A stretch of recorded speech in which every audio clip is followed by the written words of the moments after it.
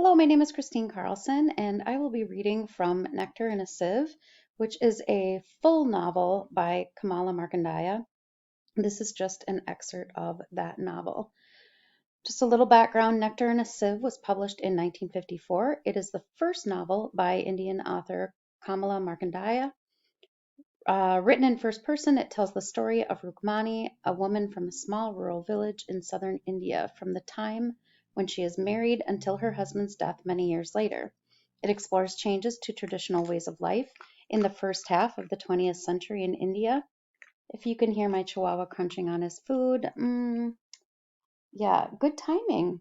My dog's name is Chewy, and he decided to start eating and bringing me his food and sitting on my lap. All right, so back to this. This novel explores changes to traditional ways of life in the first half of the 20th century in India.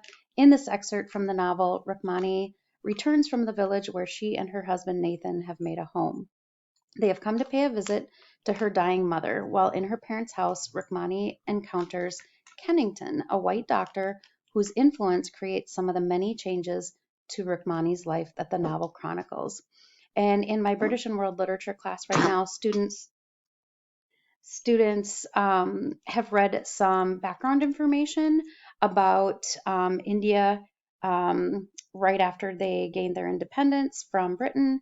And we also looked at some information about Hinduism and things so that we can understand these characters better. All right, here we go. Do not worry, they said. You will be putting lines in your face. They still say it, but the lines are already there, and they are silent about that.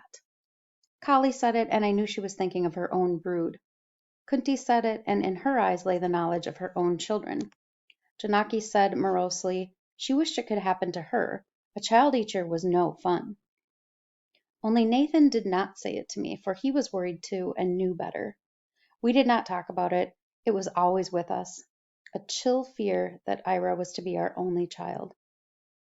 My mother, whenever I paid her a visit, would make me accompany her to a temple, and together we would pray and pray before the deity, imploring for help until we were giddy. But the gods have other things to do. They cannot attend to pleas of every supplicant who dares to raise his cares to heaven. And so the years rolled by, and we still had only one child, and that a daughter. When Ira was nearing 6, my mother was afflicted with consumption, and was soon so feeble that she could not rise from the bed. Yet in the midst of her pain she could still think of me, and one day she beckoned me near and placed in my hand a small stone lingam, symbol of fertility. Wear it, she said. You will bear many sons. I see them, and what the dying see will come to pass. Be assured this is no illusion. Rest easy, I said. You will recover. She did not. No one expected she would, but she lingered for a long time. In her last months, my father sent for the new doctor, who had settled in the village. Nobody knew where he came from or who paid him, but there he was, and people spoke well of him, though he was a foreigner. As for my father, he would have called in the devil himself to spare my mother any suffering. So it was in a house of sorrow that I first met Kennington, whom people called Kenny. He was tall and gaunt, with a pale skin and sunken eyes the color of a kingfisher's wing, neither blue nor green. I had never seen a white man so close before, and so I looked my fill. When you had done with staring, he said coldly, perhaps you will take me to your mother. I started, for I had not realized I was goggling at him. Startled, too, that he should have spoken in our tongue. I will show you, I said, stumbling in my confusion. My mother knew no man could save her, and she did not expect miracles. Between her and this man, young though he was, lay mutual understanding and respect, one for the other. He told her no lies, and she trusted him. He came often, sometimes even when he was not summoned, and his presence, as much as the powders and pills he made her take, gave my mother her ease. When she died, it was in the same way, without a struggle, so that although we grieved for her, our hearts were not torn by her suffering. Before I left my village, I told him that for what he had done there could be no repayment. Remember only I said that my home is yours, and all in it. He thanked me gravely, and as I turned to go, he raised a hand to stop me. There is a look about you, he said. It lies in your eyes, and the mark is on your face. What is it? Would you not grieve too, I said, if the woman who gave you birth was no more than a handful of dust? It is not that alone. The hurt is of longer standing. Why do you lie?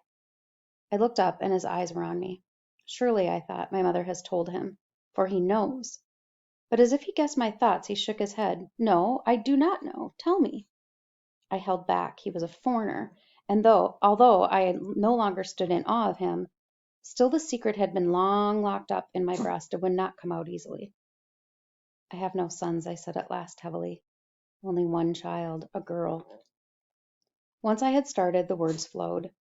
I could not stop myself. Why should it be? I cried. What have we done that we must be punished? Am I not clean and healthy? Have I not borne a girl so fair people turn to gaze when she passes? That does not seem to help you much, he said shortly. I waited. If he wishes to help me, he can, I thought. So much faith had I in him. My heart was thumping out a prayer. Come and see me, he said at last. It is possible I may be able to do something. Remember, I do not promise. My fears came crowding upon me again. I had never been to this kind of doctor. He suddenly became terrifying. You are an ignorant fool, he said roughly. I will not harm you. I slunk away, frightened frightened of I know not what. I placed even more faith in the charm my mother had given me, wearing it constantly between my breasts. Nothing happened. At last I went again to him, begging him to do what he could. He could not even remind me of the past. Sorry, he did not even remind me of the past. Ira was 7 when my first son was born, and she took a great interest in the newcomer. Poor child, it must have been lonely for her all those years. Kali's and Janaki's children were much older, and as for Kunti, she preferred to keep aloof. Her son was a sturdy youngster, and would have been a good playmate for my child. But as the years went by, her visits to our house grew less and less frequent, until at last we were meeting as strangers. My husband was overjoyed at the arrival of a son, not less so my father. He came, an old man, all those miles by cart from our village to hold his grandson. Your mother would have been glad, he said. She was always praying for you. She knew, I told him. She said I would have many sons. As for Nathan, nothing would do but that the whole village should know, as if they didn't already. On the 10th day from the birth, he invited everybody to feast and rejoice with us in our good fortune. Kali and Janaki both came to help me prepare the food, and even Kunti's reserve crumbled a little as she held up my son to show him to our visitors. Between us we prepared mounds of rice, tinting it with saffron and frying it in butter, made hot curries from chilies and dal, mixed sweet, spicy dishes of jaggery and fruit, broiled fish, roasted nuts over the fire, filled 10 gourds with coconut milk, and cut plantain leaves on which to serve the food. When all was ready, we spread the leaves under the gaudy marriage pandal Nathan had borrowed for the occasion, and ate and drank for long, merry hours. Afterwards, Kunti was persuaded to play for us on her bulbul tara, which she did skillfully, plucking at the strings on her slender fingers and singing in a low, clear voice, which people strained to hear, so that it was very quiet. The baby, who had slept through all the clamor, woke up now in the sudden hush and began squalling. Kunti stopped her thrumming. People crowded around me, trying to pat the baby, who had caused all this excitement, although he was no beauty with puckered face and mouth opened wide to emit shriek after shriek. Such a furor, Kali said. One would think the child had wings at the very least. 7 years we have waited, said Nathan, his eyes glinting. Wings or no wings. The one person I had wanted to see at our feast was not there. I had gone to seek him, but he was not to be found. He goes and comes, they told me. Nobody knows where or why, so I had to be content without him. But contentment cannot be forced, and Nathan noticed my preoccupation. What now, he said, are you not happy? Would you have the moon, too, as Kali would have wings? Indeed, no, I said. It is just that I would have liked to see Kenny under our roof. He did so much for my mother. And for us, I thought, but could not say it, for at the beginning I had not wished my husband to know that I was putting myself in the hands of a foreigner, for I knew not what his reaction would be. I had consoled myself that it would be time enough to tell him if a child was born. And now I found I could not do it because he would surely ask why I had not told him before. What harm, I thought, if he does not know? I have not lied to him. There has just been this silence. In our sort of family, it is well to be the firstborn. What resources there are have later to be shared out in smaller and smaller portions. Ira had been fed well on milk and butter rice. Arjun, too, for he was the first boy. But for those who came after, there was less and less. 4 more sons I bore in as many years: Tambi, Murugan, Raja, and Selvam. It was as if all the pent-up desires of my childless days were now bearing fruit. I was very fortunate, for they were, without exception, healthy, and in their infancy and childhood my daughter looked after them almost as much as I did.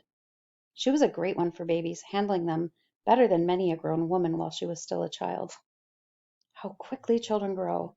They are infants, you look away a minute, and in that time they have left their babyhood behind. Our little girl ran about in the sun, bare and beautiful as she grew, with no clothes to hamper her limbs or confine her movements.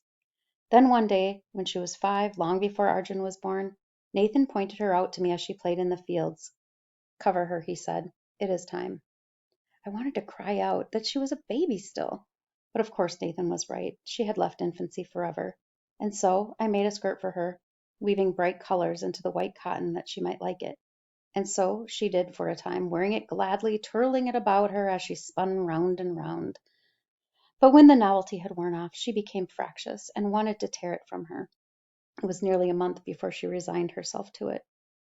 With 6 children to feed, we could no longer afford to eat all the vegetables we grew. Once a week I would cut and pack our garden produce, selecting the best and leaving the spoilt or bruised vegetables for ourselves. I would cover the basket with leaves and set off for the village. Old Granny was always glad to buy from me, and at first I would make straight for the corner of the street where she sat with gunny sacks spread before her. The old lady would pick out the purple brinjals and yellow pumpkins, the shiny green and red chilies, feeling them with wrinkled fingers and complimenting me on their size. "None like yours," she would say. "Such color, such a bloom on them."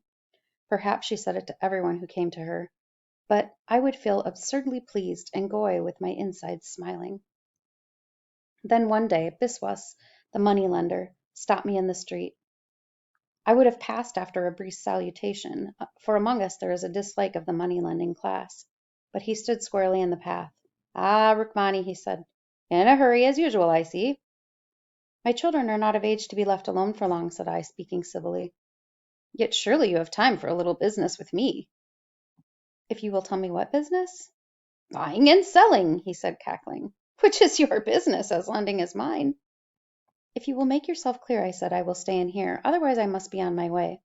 "Those vegetables," he said, "that old granny buys from you, what price does she pay you?" "A fair price," I said, "and no haggling." "I will pay you 4 annas a dozen for brinjals, and 6 annas each for pumpkins, if they are large." He was offering almost double what old granny paid. I went away. The following week I sold almost my whole basket to him, keeping only a little for old granny. I did not like selling to him, although he paid me a better price. It was business and nothing else with him. Never a word of chaff or a smile. Or perhaps it was the flattery I missed, and I would much rather have had it the other way. But there you are. You cannot choose. To my surprise, old granny made no comment, beyond smiling reassuringly when I muttered guiltily that our needs at home were growing. In the beginning she may not have known, but when I sold her, week after week, 1 small pumpkin or a half-dozen brinjals, she must have guessed the truth. But she said nothing, nor did I, for we both knew she could not afford to pay me more, and I could not afford to sell for less. As it was, we were going short. We were going short of many things. We no longer had milk in the house, except for the youngest child. Curds and butter were beyond our means, except on rare occasions. But we never went hungry, as some of the families were doing. We grew our own plantains and coconuts, the harvests were good, and there was always food in the house. At least a bagful of rice, a little dal, if no more. Then when the rice terraces were drained, there was the fish, spawned among the paddy, and what we could not eat we dried and salted away. And every month I put away a rupee or 2 against the time Ira would be married, so we still could not grumble. I will continue this in another part. Look forward to part 2.